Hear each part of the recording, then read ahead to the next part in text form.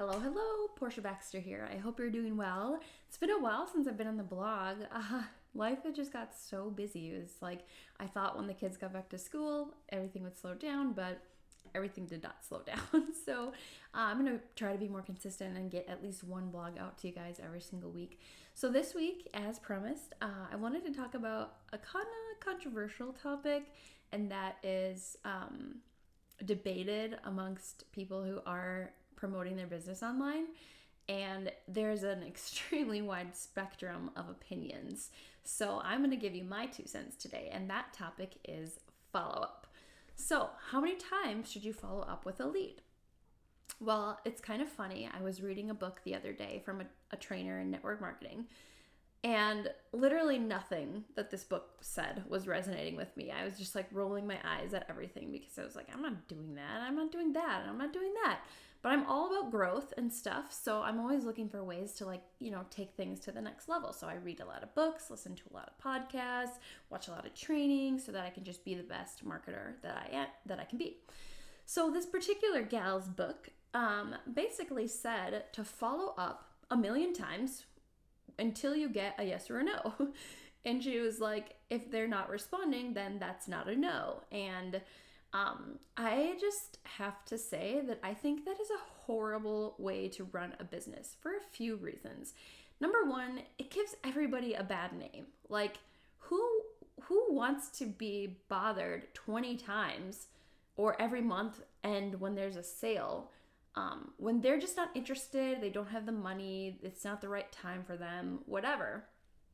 You don't want to be that person that's just bugging somebody, Like, when people are ready, they're ready and they will buy when they're ready. And, they're probably seeing your posts in your newsfeed and your stories if you're doing a good job of interacting with, people on the algorithm. And especially if you go to your prospects page and like some of their posts and comments, then they'll see more when you post. So that's a much better way to send a reminder than to go into their inbox and stalk them, every month until they tell you no. But on the other side of things, people say the fortune is in the follow-up. So here's what I really think. You don't want to waste your time on people that just aren't going to buy. And so you need to be a little bit wise and strategic and figure out from your communications, is this actually a good lead or a bad lead? Because if it's a good lead, then you can follow up, You can follow up a few times. I don't know. You have to guess. You have to kind of figure out, gauge what works for you. I think somewhere in the range of 3 to 5 times is probably enough.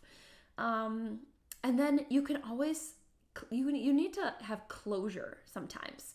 Because if you're like me, you keep a list of all your leads. And when there's a big sale, you might use like Project Broadcast to send a mass text out, or you might be building an email list and send an email out to all of your people that there's a sale. Or you might be just doing things in Messenger or DMs on Instagram to those people. But the thing is that if they're not responding and they're not taking action, like, do you really want them to be a customer of yours anyway? Like, or worse, like a team builder. You know what I mean? Like, if I were to bring somebody like that on my team that I had to stalk 5 times to get them to join, I would have to probably babysit and handhold them the whole time. Be like, did you post today? Did you message today? Like, I don't want to micromanage people. I want people who are like driven, motivated, see an opportunity and want to go after it with me together. And I will pass on as much leadership knowledge and, growth strategic, practices as I can. But I don't want to work with somebody who I had to bug 5 times and tell them 5 times to come join my business. And I don't even really want customers like that, because most of the time they're going to order that one time and they have them probably don't even follow through to be consistent with the products. And then they don't come back for more. So you did all that work for one sale. Like, they won't subscribe, they won't join your VIP, they won't do any of that. And that's just like such a low return on investment.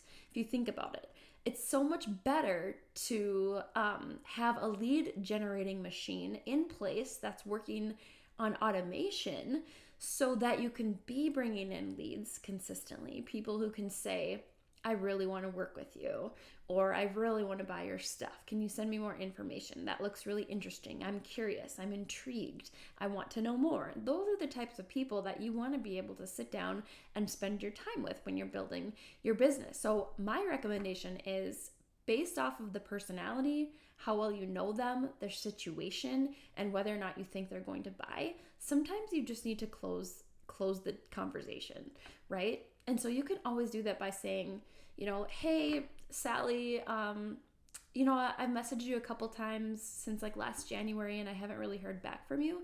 So I'm thinking you're probably either too busy or not interested, or maybe now it's just not the right time. So I would love if you could just let me know which of those is correct, because if you want me to, I can just take you off my follow-up list. And if it's a situation where you would say follow back up in 6 months, then I can follow back up in 6 months. But I don't want to be annoying in your inbox, if you're not interested in the product. So if you could just let me know either way, and then I can take you off my follow-up list. Thanks. Have a great day. And send a voice note or whatever. And that way you can close it. You could take them off your lead list and stop wasting your time trying to get them to buy your thing or join your team, because they're not going to.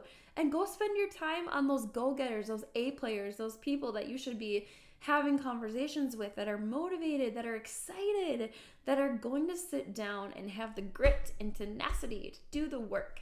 So don't be afraid to say peace out to somebody, because you don't need to waste your time. So that's all I got for you today. I would love to hear any feedback or any comments or any of your thoughts that you have. Feel free to leave a comment on the blog. If you're watching this on my blog or on YouTube, feel free to leave a comment. Feel free to comment if you're watching this on Facebook, Instagram, whatever. But yeah, that's what I would honestly say. Spend your time on people who are like literally interested and hot leads.